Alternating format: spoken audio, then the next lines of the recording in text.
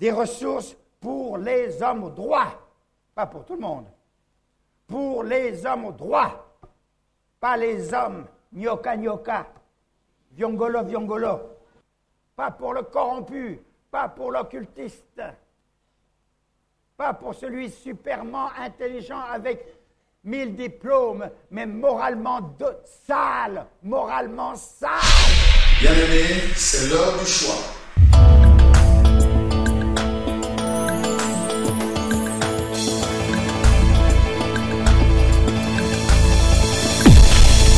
Au pied du Seigneur, je t'invite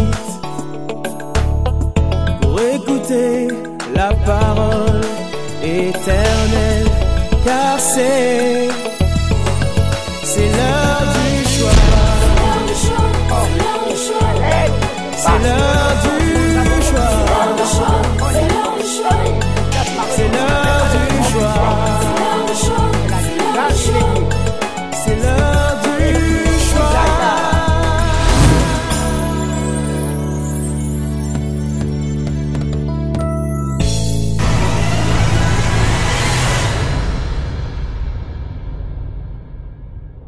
Aujourd'hui, nous allons lire dans le livre de Matthieu, chapitre 24, le verset 1 à 14. Matthieu 24, 1 à 14. Nous lisons. Comme Jésus s'en allait, au sortir du temple, ses disciples s'approchèrent pour lui en faire remarquer les constructions. Mais il leur dit, « Voyez-vous tout cela? Je vous le dis en vérité, il ne restera pas ici pierre sur pierre qui ne soit renversée. » Il s'assit sur la montagne des Oliviers et les disciples vinrent en particulier lui faire cette question. « Dites-nous, quand cela arrivera-t-il? Et quel sera le signe de ton avènement et de la fin du monde? » Jésus leur répondit, « Prenez garde que personne ne vous séduise, car plusieurs viendront sous mon nom, disant, « C'est moi qui suis le Christ. » Ils séduiront beaucoup de gens. Vous entendrez parler de guerre et de bruits de guerre. Gardez-vous d'être troublés, car il faut que ces choses arrivent, mais ça ne sera pas encore la fin. Sera sauvé. Cette bonne nouvelle du royaume sera prêchée dans le monde entier pour servir de témoignage à toutes les nations. Alors viendra la fin. Aujourd'hui, nous allons parler, c'est un enseignement. C'est un long enseignement et nous allons parler, il y a beaucoup de parties, les signes de temps. Mais nous prenons qu'une partie aujourd'hui, une partie, et nous intitulons notre sous-titre d'aujourd'hui dans les signes de temps, préparer l'Église. Donc nous parlerons des signes de temps, mais sous-thème, la première partie, préparer l'Église. Cette année, notre Église est en train d'évoluer dans le thème « Mon juste vivra par la foi ». Un thème merveilleux, un thème qui nous aspire encore à demeurer dans la foi de Dieu, un thème que j'ai beaucoup aimé. Pourquoi? Parce que la foi est la base de tout. C'est par la foi que nous sommes nés en Christ. La Bible nous dit que nous avons été rachetés par grâce au moyen de la foi. C'est par la foi que nous arrivons à vivre dans ce monde. Après avoir été sauvés, nous devons vivre. Mais nous devons vivre comment? Par la foi. Et le thème dit, mon juste vivra par la foi. Nous marchons dans ce monde en tant que chrétiens par la foi. Le juste, le chrétien ne vit pas par la vue, mais il vit par la foi.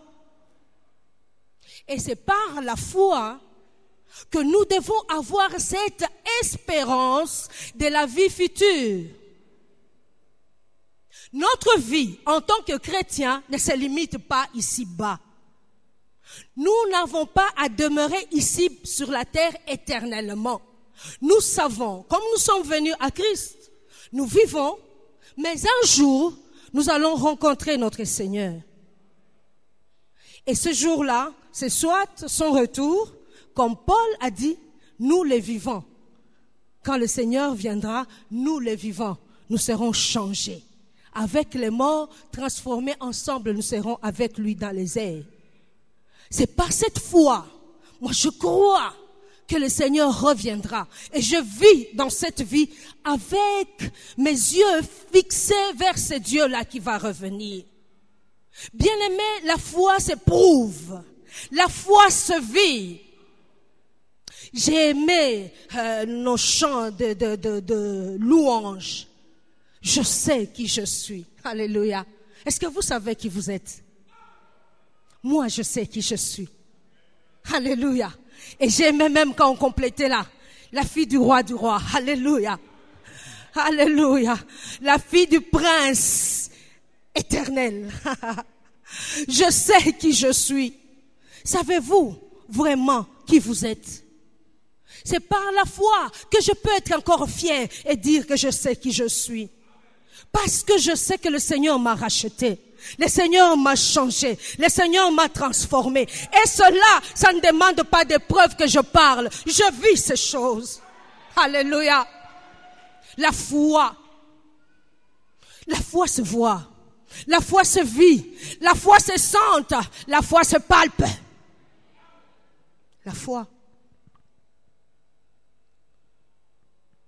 Alors, nous disions que c'est par cette foi que nous avons l'espérance de cette vie nouvelle qui nous attend là-haut.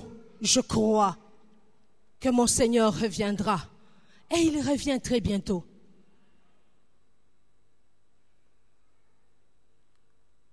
Alors, le texte que nous avons lu est un texte vraiment bien. La Bible nous dit, dans Matthieu 24, comme nous avons lu depuis le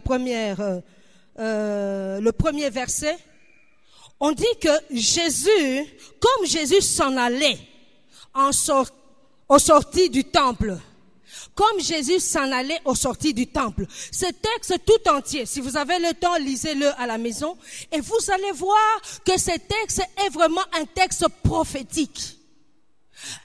Pas de n'importe quelle prophétie, mais une prophétie qui est donnée par le Seigneur Jésus lui-même.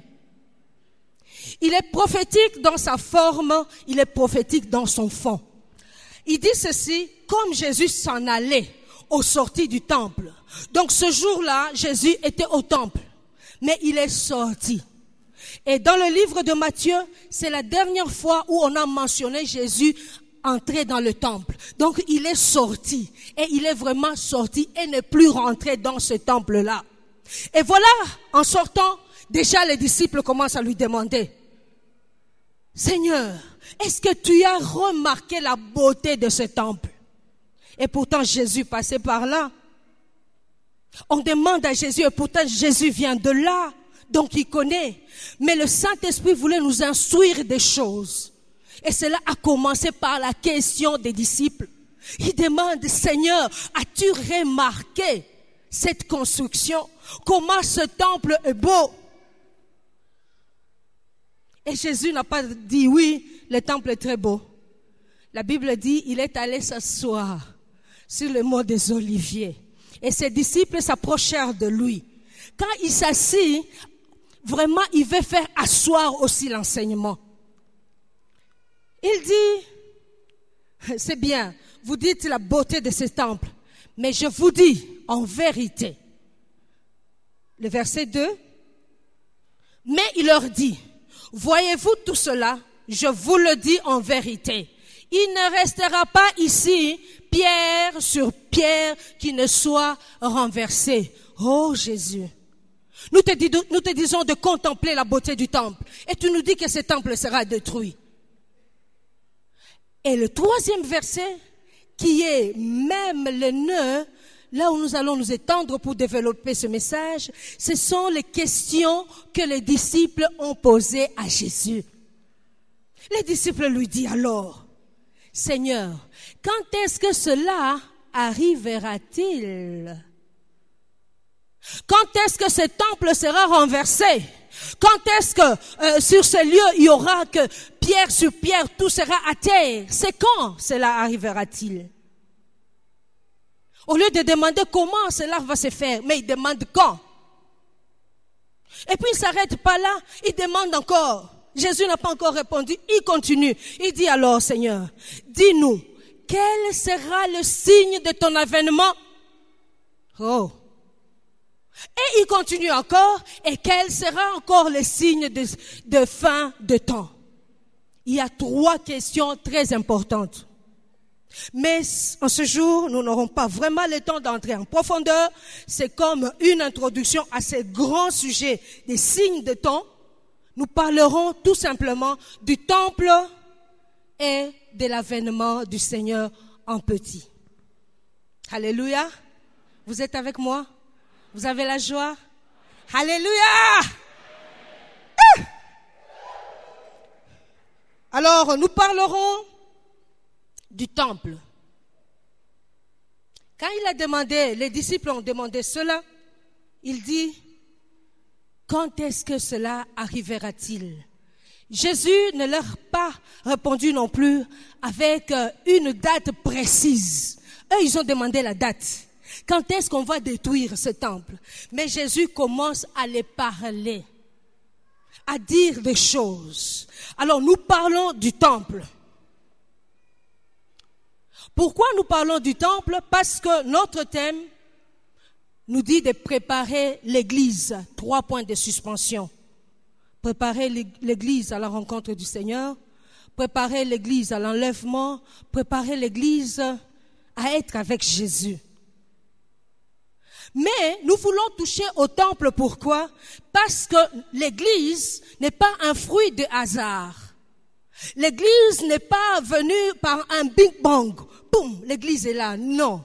L'église sort de quelque part. Et ce qui est intéressant dans ces textes, on nous montre déjà, on nous parle du temple. Oh. Alors voyons bien ce qu'il y a dans le temple. Quand nous voyons déjà dans l'histoire, quand on voit le temple, ce n'est pas le temple de la parole éternelle. Ce n'est pas le temple de la borne Kinshasa. Ce n'est pas le temple. Nous pouvons appeler ce lieu temple. Mais quand on parle du temple dans la parole de Dieu, c'est le temple d'Israël à Jérusalem. Alléluia. Et ce jour-là, ils étaient à Jérusalem. Ils ont montré le temple à Jérusalem.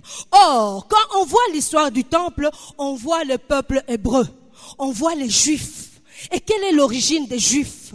Nous connaissons que Dieu a créé ce monde, mais il a choisi un homme, Abraham, qu'il a dit, quitte ton pays. Va dans un endroit où je t'indiquerai. Et là, il a fait une alliance avec Abraham. Dieu a commencé à vivre, a choisi Abraham et a marché avec Abraham. Il a choisi Abraham et il a promis des choses à Abraham. Mais chose curieuse, quand Abraham était déjà vieux, le Seigneur lui a promis une postérité. Mais quand il était vieux, le Seigneur lui a accordé cette postérité. Il lui a donné Isaac. Mais au Genèse 22, à partir du 2e verset, vous pouvez lire, ou nous pouvons lire, Genèse chapitre 22, le verset 2. Le verset 2 nous dit ceci. Dieu dit, prends ton fils, ton unique, celui que tu aimes, Isaac. Va-t'en au pays de Morija et là, offre-le en holocauste sur l'une des montagnes que je t'indiquerai. Le Seigneur qui a conclu une alliance avec Abraham, il lui donne le fils de la promesse. Il lui dit maintenant, prends cet enfant et sacrifie-moi en holocauste. Mais va, moi je vais t'indiquer. Je te donne seulement l'endroit, va à Morija. Et là, je te montrerai sur quelle montagne tu vas sacrifier. Et nous connaissons l'histoire. Mais sur cette montagne-là, c'est là l'endroit où le Seigneur lui a montré, il est allé pour sacrifier Isaac, c'est l'endroit que le Seigneur a choisi. Ce n'est pas l'endroit que Abraham a choisi, mais l'endroit que Dieu a choisi. Et après, nous connaissons l'histoire, on n'a pas sacrifié Isaac, on a donné le bélier à la place. Mais cela, c'est déjà l'image de l'église qui viendra, où le père aura qu'un seul fils et il va le sacrifier. Alors, l'histoire continue, ce peuple-là, après cela, quand on obéit, bien-aimé, nous disons que le juste marche par la foi, le juste vit par la foi. La foi, comme je vous ai dit au début, la foi se vit. Abraham a entendu la voix de Dieu lui parler. Sacrifie-moi ton fils. Abraham sait ce que c'est sacrifier, c'est tuer. Le seul fils, et le Seigneur donne la précision. Il dit, c'est lui que tu aimes, pas Ismaël, Isaac, ici tu même le nom. Abraham, à cause de la foi, la Bible l'appelle le père de la foi. À cause de la foi, Abraham n'a pas regardé à la valeur d'Isaac, mais il a regardé à la grandeur de Dieu. Il dit, à cause de toi, Seigneur, c'est toi qui m'as donné Isaac. Et c'est toi qui me demandes encore Isaac. Ça me fait mal au cœur, Seigneur, mais je veux y aller. Il prend son enfant et il va. La foi obéit. Mon juste vivra par la foi. Nous entendons la parole de Dieu. Est-ce que nous obéissons? Quand on obéit, il y a des conséquences qui se suivent. Le même chapitre, Genèse 22, vers 15 et 18, vous voyez maintenant la bénédiction. L'ange a parlé pour la première fois. Il dit, hé, Abraham, ne touche pas à l'enfant. Voilà le bélier qui est à la place de l'enfant. Oh, Abraham est dans la joie. Enfin, je retrouve mon fils Isaac. Mais ce n'est pas fini. Pour la deuxième fois, l'ange parla encore. Puisque tu me crains, puisque tu n'as pas résisté, tu n'as pas retenu ce que tu avais de cher. À cause de la foi, tu as voulu me donner. Regarde maintenant ce que je vais t'offrir. Le Seigneur lui promet maintenant des bénédictions. Marcher par la foi. Bien-aimé, je vous assure que ce n'est pas facile. Mais avec le soutien de Dieu, ça peut être possible. Et quand nous obéissons, je vous assure, il y a des bénédictions qui s'en suivent. Vers le verset 15 et 18, il dit maintenant ceci. L'ange de l'Éternel appela une seconde fois Abraham des cieux et dit, je te le jure par moi-même, parce qu'il n'y a pas plus grand que lui. Je te le jure par moi-même, parole de l'Éternel, parce que tu as fait cela et que tu n'as pas refusé ton fils, ton unique, je te bénirai. Je multiplierai ta postérité comme les étoiles du ciel et comme le sable qui est au bord de la mer, et ta postérité possédera la porte de ses ennemis. Écoutez maintenant 18. Toutes les nations de la terre seront bénies en ta postérité, parce que tu as obéi à ma voix. Un jour, j'étais en train de partager à la maison, et j'ai dit, pasteur, regarde un peu ce passage. Il lui montre les cieux, les étoiles du ciel, il lui montre le sable de la mer, et il m'a expliqué quelque chose qui m'a fait vraiment la joie. Il dit, oui, tout ça, ce sont les enfants d'Israël. Quand il lui montre les sables de la mer, ce sont les sables de la mer, on peut toucher. Ce sont des enfants biologiques d'Abraham. Mais quand il lui montre les étoiles du ciel, on ne peut pas toucher. C'est les enfants spirituels. Et c'est nous. J'ai aimé ça. Merci, pasteur. Alors, vous voyez déjà qu'il y a des choses qui se sont suivies. Le Seigneur l'a béni. Il le bénissait, il le promettait. Mais parce qu'il a obéi à la parole de Dieu, le Seigneur lui parle maintenant avec précision. Et dans cette précision de bénédiction, nous les nations, nous nous trouvons là-dedans. Au verset 18, il dit, toutes les nations de la terre seront bénies en toi, Abraham. Bien-aimé, quelle est la plus grande bénédiction dans ce monde si ce n'est d'avoir Jésus-Christ? Alléluia.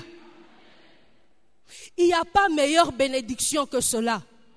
Les gens qui ont beaucoup d'argent sans Jésus, ils sont dans le tourment. Ils ne dorment pas. Mais avec Jésus, même si on a son pain sec, alléluia. Je ne sais pas ce que je vais manger demain, mais je sais que mon Dieu pourvoira. Avec Jésus, on vit, même dans la pauvreté, et on est joyeux. Et les riches, parfois, s'étonnent même et disent, il n'a rien, mais regarde comment il est. Non, j'ai des choses. J'ai ce que toi, tu n'as pas. J'ai Jésus qui a créé toutes choses.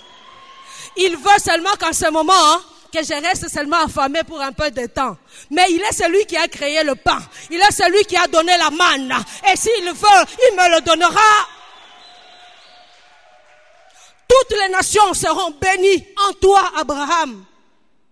La meilleure des bénédictions, c'est d'avoir Jésus-Christ dans sa vie. Vous pouvez être malade, mais à cause de la présence de Jésus dans votre corps, vous êtes guéri. Alléluia. Amen. Que Dieu vous bénisse, mon frère. Meilleure bénédiction, c'est en Jésus-Christ. Et cela, nous l'avons en Abraham. Toutes les nations de la terre seront bénies en toi, Abraham. Oh, et nous nous y trouvons là-dedans. Et ça continue. Les Juifs grandissent. Ça devient un peuple très nombreux. Ils sont esclaves en Israël, en Égypte. Ils doivent sortir. Il y a la loi. Le Seigneur donne le tabernacle parce que le Seigneur veut marcher avec son peuple, être au milieu de son peuple. Mais ce peuple s'installe maintenant dans ce pays où coule le lait et le miel. Ce peuple devient stable. Ce peuple demande un roi. Et on leur accorde on leur accorde Saül parce que c'est leur volonté. Le Seigneur avait prévu déjà un roi pour eux, mais ils étaient tellement pressés, comme Sarah était pressée et ils ont eu Ismaël. Il y a des conséquences qui se suivent.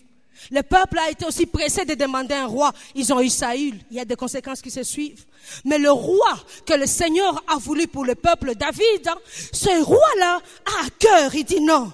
Moi, j'habite dans une belle maison. Qu'est-ce que je vais faire pour mon Dieu? Alléluia. La foi pose des actes.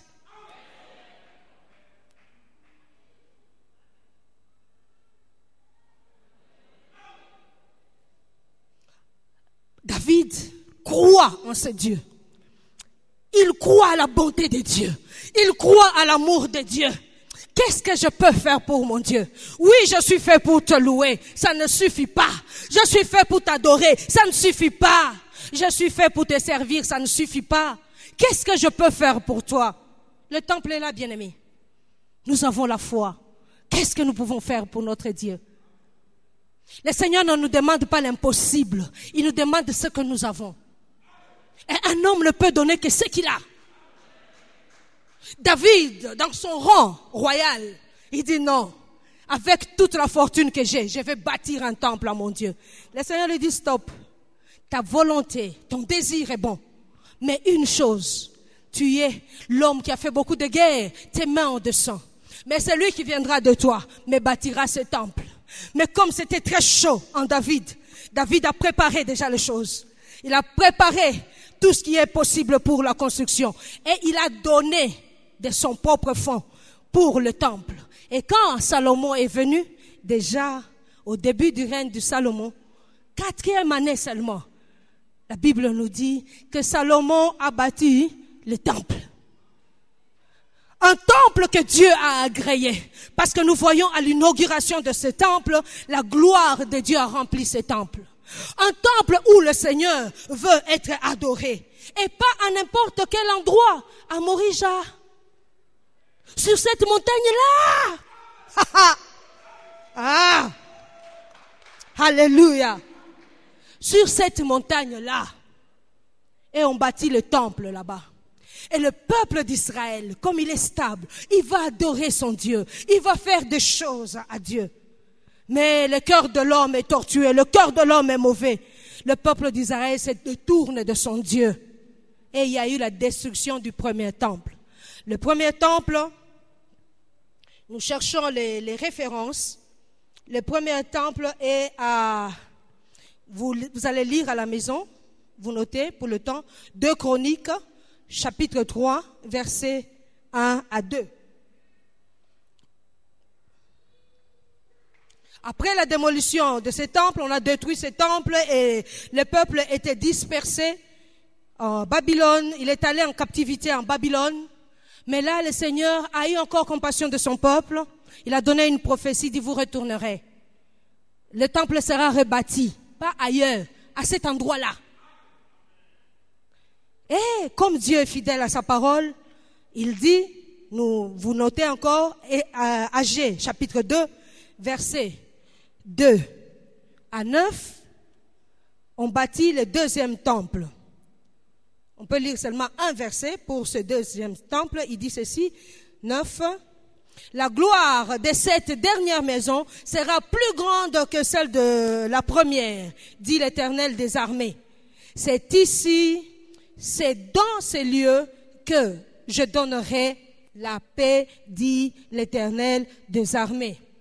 Dans l'histoire de la Bible, le temple où Jésus sortait, le texte de 24 qui nous dit, de Matthieu 24, dit Jésus sortit du temple, c'était ce deuxième temple-là.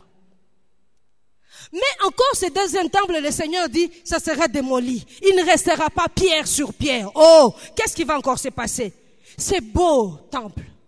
Et on dit à l'époque là de Jésus, le temple était tellement magnifique. Et comme c'est sur une montagne, on le voyait de loin. On admirait sa construction. Mais le Seigneur a dit, ça sera détruit. Pourquoi? Pour un but. Le Seigneur ne détruit pas pour rien. C'est pour un but. La première fois, si le temple a été détruit, c'est parce que le peuple s'est détourné de Dieu. Et la seconde fois, pourquoi encore, Seigneur, tu veux détruire? Parce que le Seigneur a envoyé le Messie. Et les gens ne l'ont pas écouté. Les gens ne l'ont pas accepté. Son peuple a bafoué ce Messie. Il dit, il a envoyé les serviteurs dans son champ. On les chassait, on les battait. Il dit, mais comme ces gens-là ne sont pas très bien, je vais leur envoyer mon fils. Ils ont tué le prophète, mais maintenant j'envoie mon fils. Il envoie le fils, mais le peuple est incrédule. Il ferme le cœur. Ils ont un cœur de pierre. Nous ne voulons même pas de ce fils. Ils ont tué le fils. Et Dieu a dit que le temps a déjà changé. Les signes ont déjà changé. C'est vrai qu'on était au temps d'Israël, où toutes les nations devaient venir et adorer là. En Jean déjà 4, Jésus parle avec cette femme samaritaine. Il dit, non femme, ce temps-là est passé. Ça ne sera plus en Israël, à Jérusalem, mais désormais, c'est en tout lieu où on invoque Dieu en esprit et en vérité. Cette femme a eu la révélation avant même que cette révélation soit vécue. Mais le peuple a fermé le cœur jusqu'à tuer le roi de Dieu. Et quand on l'a tué, la Bible nous dit que le voile du temple se déchira de haut en bas. Pour dire quoi? C'est fini ce sacrifice que vous êtes en train de faire. Oh, le souverain sacrificateur doit entrer une fois dans les lieux saints pour sacrifier. Il dit fini. Même la femme qui est au fond là peut voir ma gloire là dans les lieux très saints. Ce temps est révolu. Oh, qu'est-ce qui se passe? Mais comme l'homme s'attache aux habitudes, ça me faisait mal au cœur. On a crucifié le roi de gloire. On a tué le Seigneur des seigneurs. Mais voilà, les gens se précipitent. Il dit, faites vite parce que bientôt ça sera le sabbat. Vous avez aboli, vous avez détruit ce qui est nécessaire. Et vous vous accrochez aux futilités. Le sabbat, c'est quoi par rapport à Jésus-Christ? Et les voiles se sont déchirés, mais ils ont encore cousu. Incrédulité de l'homme. Mais Dieu est au-dessus. Il contrôle toutes choses. Dieu est en contrôle de tout. Quand il dit une chose, la chose doit arriver. Vous avez cousu, c'est vous. Moi, je ne suis plus là. Désormais, c'est là où on m'adore en vérité et en esprit que je suis. Cousins, continuez vos rites. Continuez à faire des sacrifices. Je ne suis plus là. Mais comme le peuple s'accrochait encore à cela, quand vous voyez après la crucifixion de Jésus, comment on a persécuté les disciples de Jésus. Et d'autres, même pour l'aveugle né, ses parents ont eu peur pour ne pas être chassés du temple. Mais le temple n'est rien maintenant. Mais ils ont peur, parce qu'ils ont vécu dans ces choses-là. Ils savent ce que c'est le temple, ce que c'est la présence de Dieu dans le temple. Or, Dieu n'est plus là. Bien-aimés, maintenant, ce qui fait la force de Dieu en nous, pas des choses superflues, pas des choses extérieures. C'est dimanche, je m'habille bien, je vais à l'église qu'on me voie. Non, c'est rien. Mais le fond, il y a quoi dans le fond? Est-ce que Dieu est avec vous? Cherchons le fond et non le superficiel. Surtout nous les dames. Il faut qu'on me voie, les cheveux comme ça. Mais prenez même 30 minutes pour préparer le culte de dimanche. Alléluia. Ils étaient sur le superflu, les choses qui n'ont pas tellement de valeur. Le Seigneur a dit, je ne suis plus là dans les temples. Continuez vos choses. Moi, je ne suis plus là. Quiconque accepte Jésus-Christ comme Seigneur et Sauveur, il sera sauvé. Et à n'importe quel endroit il m'invoquera, je le répondrai. Oh, les choses ont changé. Les choses ont changé. Et nous le voyons jusqu'aujourd'hui. On est là, on invoque le Seigneur, il nous entend. Ah, qu'est-ce que c'est merveilleux. On peut être au fond.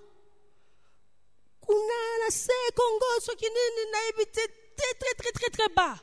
Si vous invoquez le Seigneur en vérité, en esprit, il est là. On peut être dans des endroits très élevés, ça fait rien. Invoquez seulement le Seigneur, il est là. Oh, qu'est-ce que c'est merveilleux. Il y a beaucoup de choses à dire là-dessus, bien-aimés. Le Seigneur, il marche avec les signes, le Seigneur marche avec le temps. Alléluia. Abraham était seul, il correspondait avec Dieu. Le peuple commence à s'agrandir, il part, il dit, faisons le tabernacle. Le peuple devient stable, il donne le temple, mais le temple qui doit être honoré.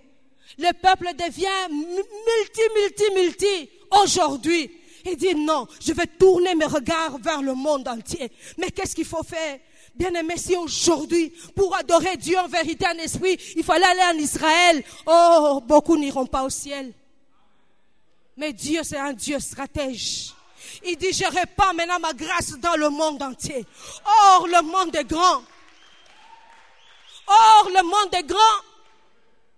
Les gens sont limités par les moyens. On peut aimer Dieu, mais on n'a pas de moyens pour prendre l'avion et aller en Israël. Mais Dieu dit, je suis là où tu es. Alléluia.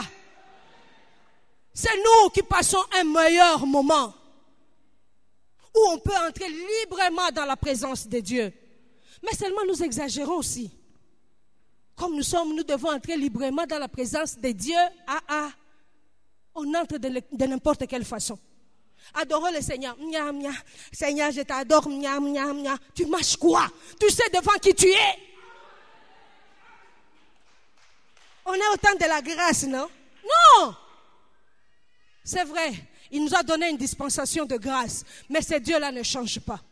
Il ne change pas seulement pour nous donner de bonnes choses, il ne change pas aussi dans son caractère.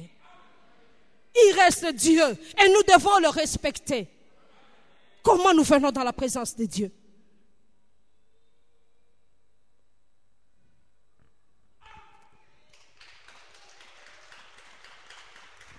Le temps de grâce, la faveur de Dieu s'est répandue dans le monde entier.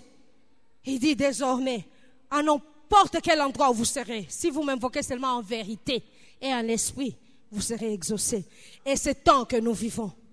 Mais curieusement, comme Dieu, Jésus-Christ a prophétisé, il ne restera pas sur cette belle construction pierre sur pierre.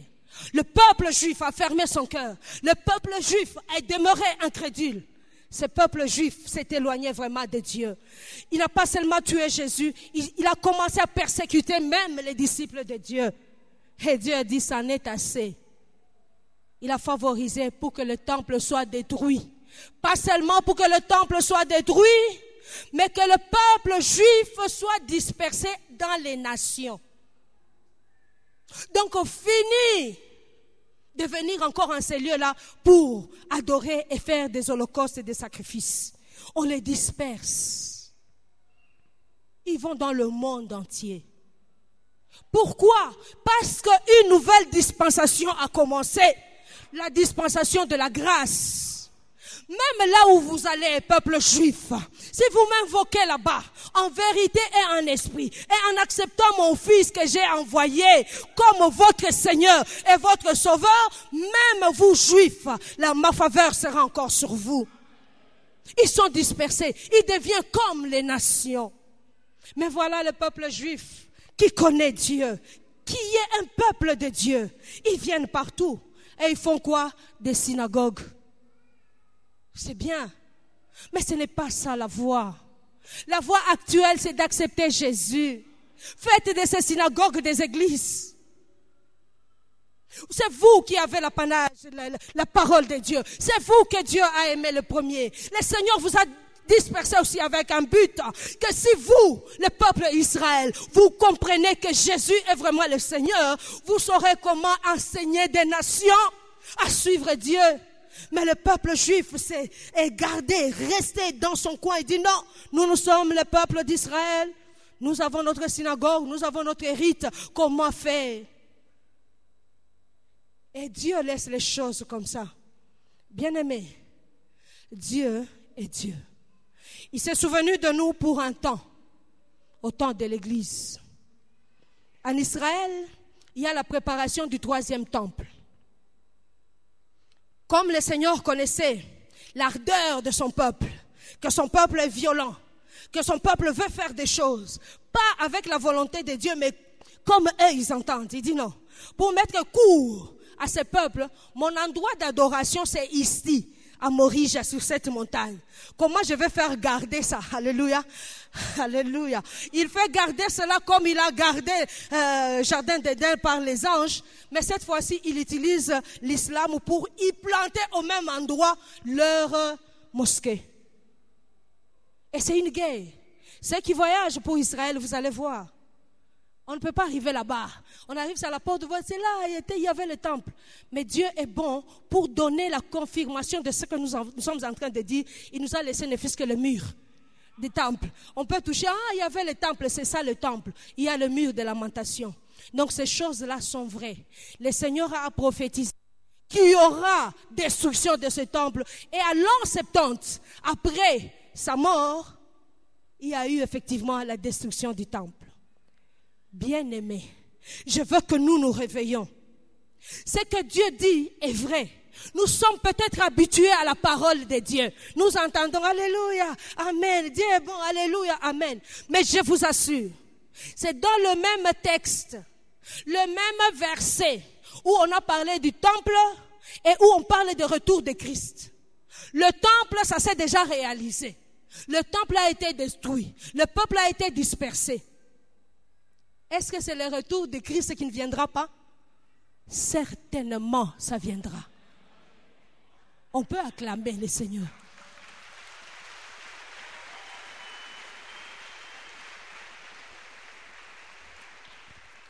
Certainement, il viendra. Et c'est pourquoi nous disons ce matin, préparez l'église. C'est triste, bien-aimés. L'église, aujourd'hui, nous nous préparons autrement. Comment devenir riche? Les 7 secrets pour l'enrichissement. C'est bien. Nous avons besoin de cette richesse-là. Mais qui est mort et on l'a enterré avec ses richesses? Mais si on se prépare à la rencontre de Dieu, tu meurs, tu vas avec quoi? Avec ton Jésus? Bien-aimé, change la façon de faire. Et pourquoi j'ai pris tout ce temps pour dire des Morija, d'Abraham, des premiers temples, des deuxièmes temples? Parce que ces choses sont imminentes. Bientôt, très bientôt, il revient. Vous pouvez dire, il dit toujours ça, il revient. Mais il y a la mort. On peut entendre la mort de loin, mais dans nos familles, il y a des gens qui meurent. Ils vont où? La Bible nous dit, il est réservé aux hommes de mourir une seule fois. Après quoi vient le jugement. Comment nous menons notre vie? En attendant ce bienheureux retour de notre Seigneur Jésus-Christ. Comment nous menons notre vie? Dans les choses du monde. Et le diable sait. C'est plus il nous montre les choses du monde, plus nous sommes attirés dans les choses du monde, plus nous sommes tirés dans les richesses, nous travaillerons. Si nous ne voulons pas voler, nous allons travailler. Et nous travaillons comme, jeter le mot. Nous travaillons comme des vaches à lait. Pourquoi tu n'es pas réuni? On m'a retenu au travail là, au travail. Mais le travail t'amènera où? Quand tu vas mourir, tu iras où? Oh, parce que j'ai un objectif, hein. Cette année, il faut que j'aille la Jeep ici, c'est quoi là, avec les marques que le monde nous donne. Alors on travaille dur. La Bible a dit de ne pas voler. Je vais travailler, travaille. Mais la mort peut te surprendre. À qui sera cette Jeep là? Il y a quelqu'un qui travaille très dur, un professeur.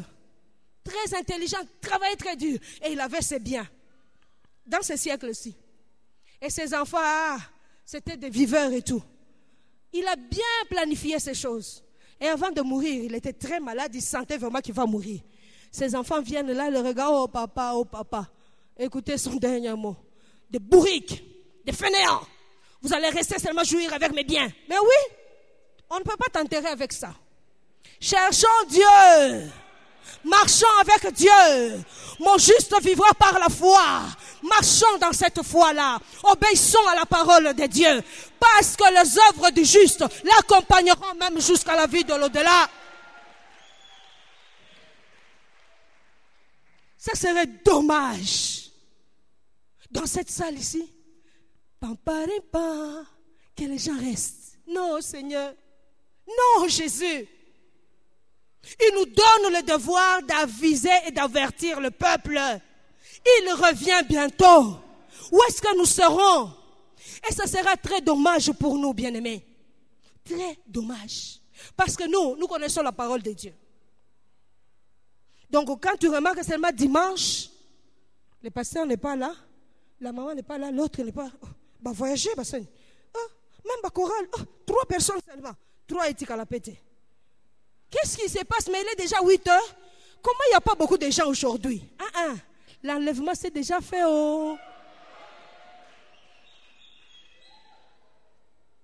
Plaise à Dieu qu'en ce jour-là, le dimanche, que les gens du dehors puissent étonner. Il dit, mais aujourd'hui c'est dimanche? Comment à la borne il n'y a personne?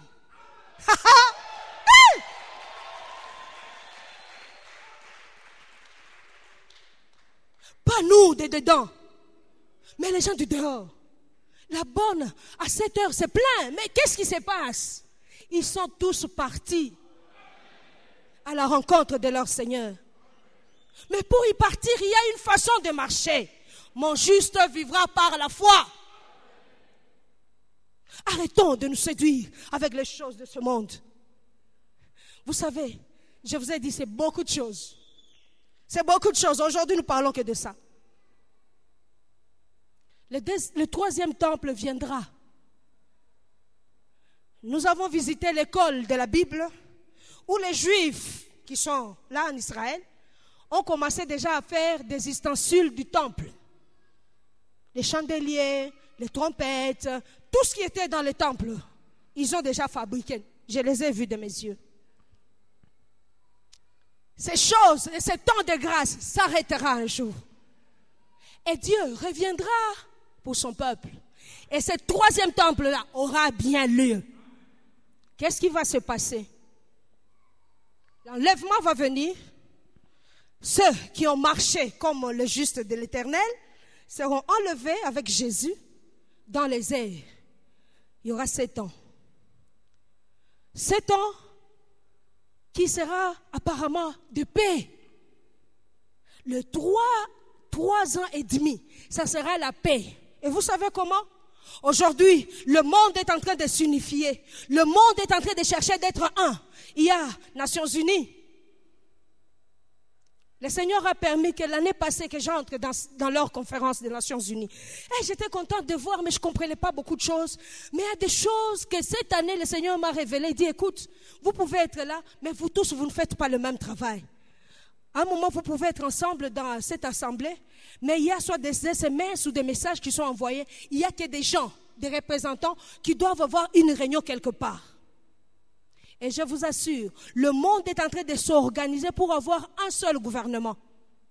J'ai pris des images où on est en train de chercher d'avoir une seule monnaie, le français. On veut avoir une seule monnaie, c'est une seule monnaie. Et ces choses-là arriveront certainement. Il y aura un semblant de paix. Ceux qui vont rester dire, peut-être enlèvement, mais il n'y a rien, c'est bien, oui, c'est bien. Mais il y a des choses qui vont se faire. En Suisse, il y a un bâtiment. Après même, je peux vous montrer pour ceux qui voudront. Ils ont déjà les marques, ils ont le puce dans leurs mains pour ouvrir les portes, pour ouvrir le coffre, pour imprimer marque. Ils mettent déjà les puces dans la main. Mais c'est la main gauche. Ces choses-là arriveront. Mais c'est après que nous soyons enlevés. Parce que la Bible dit, ceux qui retiennent encore l'ennemi n'est pas encore enlevé. Ceux qui retiennent, c'est quoi? C'est le Saint-Esprit. Et le Saint-Esprit est dans le cœur des chrétiens. Des chrétiens qui marchent dans la crainte de Dieu. Des chrétiens qui marchent avec Dieu. Le Seigneur n'aura pas beaucoup de gymnastique à faire. Il appelle seulement son Saint-Esprit. Et ceux qui sont attachés au Saint-Esprit s'en iront avec lui. Alléluia. Bien-aimé, tu es attaché à quoi? Oh, ma maison là, elle est très belle. Je ne veux pas que vous mettez des saletés. Ma maison. Hey, la maison restera. Tu es attaché à quoi? À tes basins. Ça restera. Tu es attaché à quoi? À ton véhicule. Ça restera. Les gens sales là, ils entrent dans mon véhicule. Il n'y a pas de gens sales. Il y a des gens que le Seigneur a sauvés. S'il est chrétien, c'est quelqu'un que Dieu aime. Nous sommes attachés à quoi? Il revient bientôt. Nous sommes attachés à quoi? Seigneur, aide-moi à m'attacher à toi. Que je monte, que je descende, que je sois comment? Attaché à toi. Le monde est pareil. J'ai vu quelques gens me regarder. Ah, vraiment, au pays d'Obama. C'est quoi le pays d'Obama? On était dans l'histoire là, on devait recevoir les enfants. Et je crois que c'est pour se moquer un peu de nous. On était en train de demander, dites les choses qui sont pareilles comme chez vous. Hein? Regardez les constructions, si vous voyez qu'il y a un bâtiment comme ça, c'est comme chez nous. Ah, je dis vraiment, est-ce qu'ici il y a des bâtiments comme chez nous? Mais le Seigneur m'a inspiré. Je dis, des choses comme chez nous. Le soleil. Alléluia.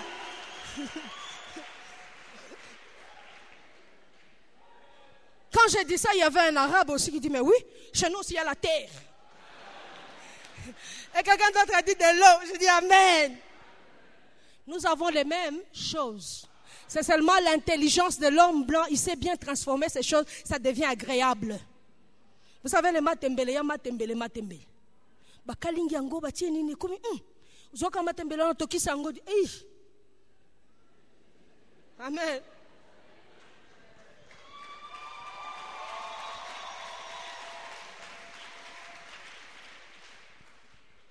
Qu'on aille aux États-Unis, qu'on aille en Europe, en Afrique du Sud, à Kaboula Meshi, à quoi? Moi, je veux être attaché à Dieu. À Dieu et à Dieu seul. Car il revient bientôt. Si vous ne voulez pas croire qu'il va revenir bientôt, mais croyez quand même que la mort est là. Et la mort se reprend à n'importe quel temps. Il dormait seulement. Maman, parce que nous a prêché seulement dimanche ici. Hey! La mort m'est un gain. Je vais me reposer en attendant son retour. Alléluia. Mais s'il voit que j'ai encore des choses à travailler, qu'il me garde encore en vie. Détachons-nous du monde, bien-aimés.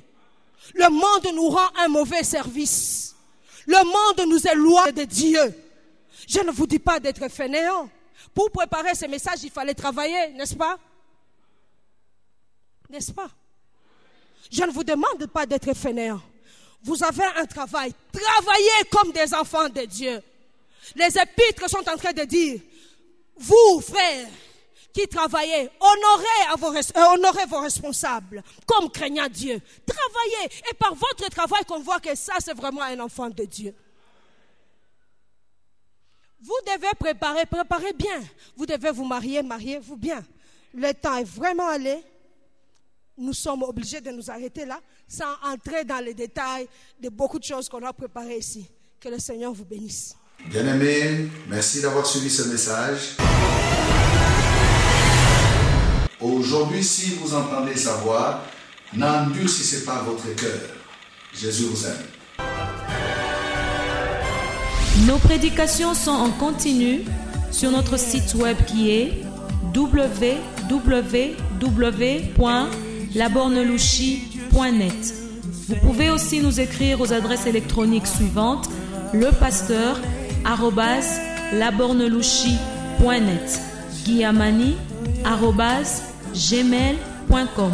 Pour toutes vos requêtes, écrivez-nous à l'adresse électronique suivante: requêtes@labornelouchi.net.